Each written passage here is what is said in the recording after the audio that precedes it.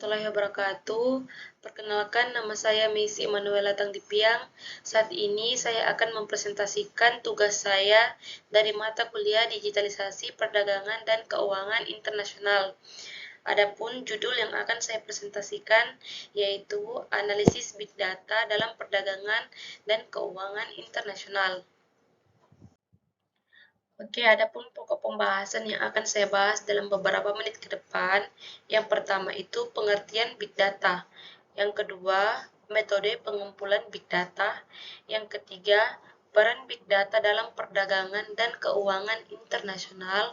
Yang keempat, tantangan penerapan Big Data dalam perdagangan dan keuangan internasional. Dan yang terakhir itu, contoh penerapan Big Data dalam perdagangan dan keuangan internasional. Oke, langsung saja lanjut. Pengertian Big Data. Big Data adalah istilah yang digunakan untuk menggambarkan volume besar, kecepatan tinggi, keragaman dan kompleksitas data yang ditemukan di lingkungan modern. Data dalam kategori Big Data tidak dapat dengan mudah diolah atau dikelola dengan alat dan metode tradisional karena jumlahnya yang sangat besar dan beragam.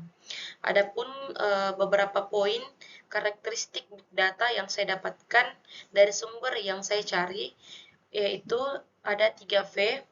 Yang pertama itu volume. Big Data merujuk pada jumlah data yang besar, ini bisa mencapai ratusan terabyte, petabyte, exabyte, atau lebih. Yang kedua, velocity. Data Big Data bisa masuk dengan cepat. Ini terkait dengan laju pertumbuhan dan kemampuan untuk mengakses dan memprosesnya secara real time. Yang ketiga itu variety. Big Data dapat berupa berbagai jenis data, termasuk data terstruktur atau seperti data dalam database, dan data tidak terstruktur seperti teks, gambar, dan video. Nah, adapun karakteristik Big Data 5V yaitu yang pertama veracity atau ketepatan, merujuk pada kebenaran dan keandalan data. Data besar seringkali mencakup data yang tidak selalu akurat, bersumber dari berbagai sumber yang berbeda, dan mungkin memerlukan pembersihan dan validasi sebelum digunakan. Yang kedua, value atau nilai. Data besar harus memberikan nilai yang berharga. Ini berarti kemampuan untuk menghasilkan wawasan, pengambilan keputusan yang berharga, dan manfaat bisnis dari data tersebut. Yang ketiga, variability atau variabilitas, merujuk pada perubahan tingkat kecepatan data yang masuk dan sifatnya yang bisa berubah-ubah dari waktu ke waktu. Yang keempat ada complexity atau kompleksitas. Big Data seringkali memiliki tingkat kompleksitas yang tinggi dalam hal keterkaitan antar data, struktur data, dan beragam data yang harus dikelola. Dan yang terakhir atau yang kelima itu akurasi. Big Data atau data mungkin memiliki tingkat ketidakpastian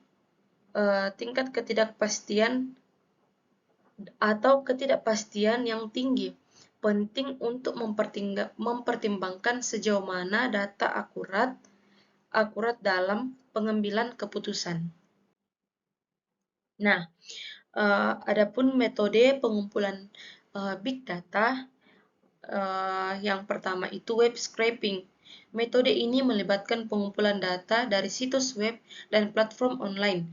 Robot web atau web crawlers digunakan untuk mengekstrak informasi dari halaman web dan menyimpan dalam basis data.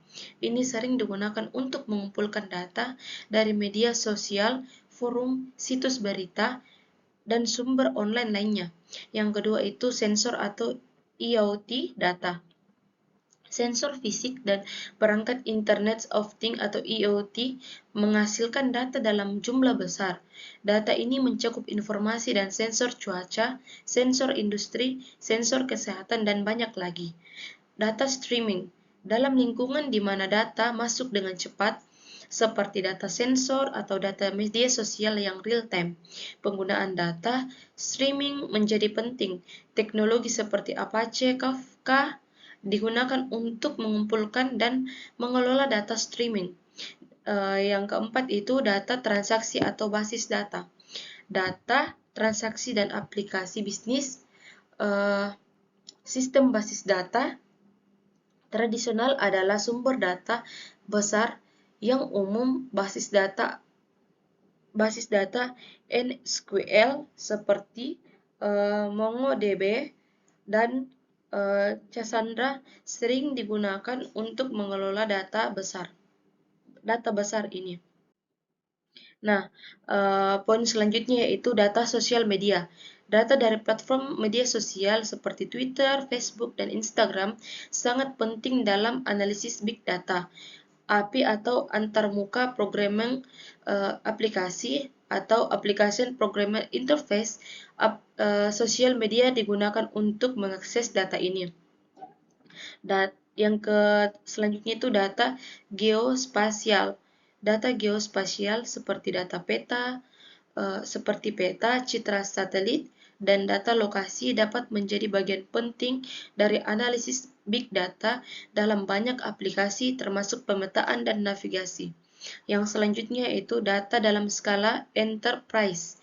Perusahaan sering mengumpulkan data dalam skala besar dari berbagai sumber internal seperti sistem manajemen pelanggan atau CRM, sistem manajemen pasokan atau CCM, dan lainnya. Yang terakhir yaitu data ilmiah dan penelitian.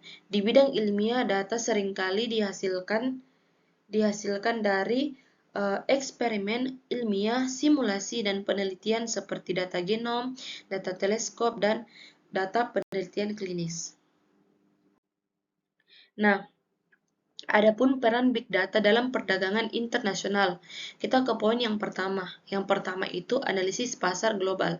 Big data memungkinkan analisis pasar global yang mendalam dengan memantau dan menganalisis data perdagangan internasional, informasi harga, serta perilaku konsumen dan tren. Hal ini memungkinkan perusahaan untuk mengidentifikasi peluang baru dan memahami permintaan pasar secara lebih baik. Yang kedua itu manajemen pantai rasokan. Big data membantu perusahaan dalam mengoptimalkan rantai pasokan internasional. Ini termasuk pemantauan inventaris, prediksi permintaan, identifikasi risiko, dan dalam rantai pasokan dan perbaikan logistik. Nah, poin yang ketiga yaitu big data analisis keuangan. Big data digunakan untuk menganalisis kinerja keuangan perusahaan, pasar saham, dan pasar mata uang.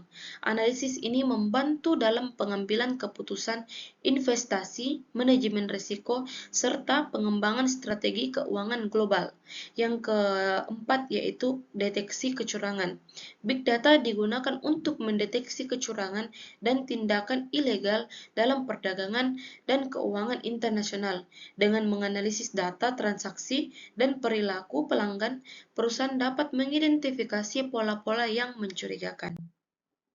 Nah, kita ke poin selanjutnya, yaitu tantangan proses penerapan big data dalam perdagangan dan keuangan internasional. Yang pertama itu ketersediaan data yang diperlukan.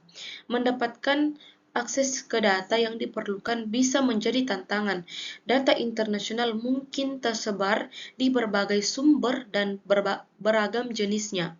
Beberapa negara mungkin memiliki regulasi yang membatasi akses ke data keuangan atau perdagangan. Yang kedua itu integrasi data. Mengintegrasikan data dari berbagai sumber yang berbeda, format dan struktur dapat menjadi rumit. Penting untuk memastikan bahwa data-data ini dapat dihubungkan dengan dan dianalisis secara bersama-sama. Nah, adapun poin yang selanjutnya itu privasi dan keamanan data. Dalam konteks keuangan internasional, privasi dan keamanan data sangat penting. Menyimpan, mengelola, dan berbagi data yang sensitif memerlukan langkah-langkah keamanan yang kuat untuk melindungi data dari ancaman cyber dan peraturan privasi yang ketat. Yang selanjutnya itu volume data. Kuantitas data besar dalam perdagangan dan keuangan internasional dapat membebani infrastruktur IT dan memerlukan penyimpanan data yang mahal. Perusahaan perlu memastikan infrastruktur mereka dapat menangani volume data yang lebih besar. Nah, kita ke slide yang terakhir, yaitu contoh penerapan big data dalam perdagangan dan keuangan internasional. Perdagangan saham dan analisis pasar. Perusahaan-perusahaan yang beroperasi di pasar keuangan internasional menggunakan big data untuk menganalisis pergerakan harga saham, mata uang, dan instrumen keuangan lainnya. Mereka dapat menganalisis data perdagangan historis, informasi berita, dan data ekonomi global untuk mengidentifikasi tren dan peluang perdagangan. Yang kedua itu manajemen rantai pasokan internasional. Perusahaan yang terlibat dalam perdagangan internasional menggunakan big data untuk mengoptimalkan rantai pasokan mereka. Mereka memantau data inventaris, permintaan pelanggan, perubahan cuaca, dan faktor-faktor lain yang mempengaruhi rantai pasokan internasional. Yang ketiga yaitu pemantauan transaksi keuangan. Lembaga keuangan internasional dan bank-bank besar menggunakan analisis big data untuk memantau transaksi keuangan dan mendeteksi aktivitas yang mencurigakan atau pelanggaran regulasi. Ini termasuk analisis anti pencucian uang atau AML dan deteksi penipuan. Nah, itu dia beberapa poin pembahasan yang saya bahas dalam penerapan atau bagaimana big data dalam perdagangan dan keuangan internasional. Nah, adapun kesimpulan dari pembahasan yang saya bawakan yaitu dengan penerapan big data yang tepat, perusahaan dan lembaga keuangan internasional dapat meningkatkan daya saing mereka, mengurangi risiko, dan merespon lebih cepat terhadap perubahan dan lingkungan global yang dinamis. Itu dia presentasi dari saya. Jika ada kekurangan mohon dimaafkan. Assalamualaikum warahmatullahi wabarakatuh dan terima kasih.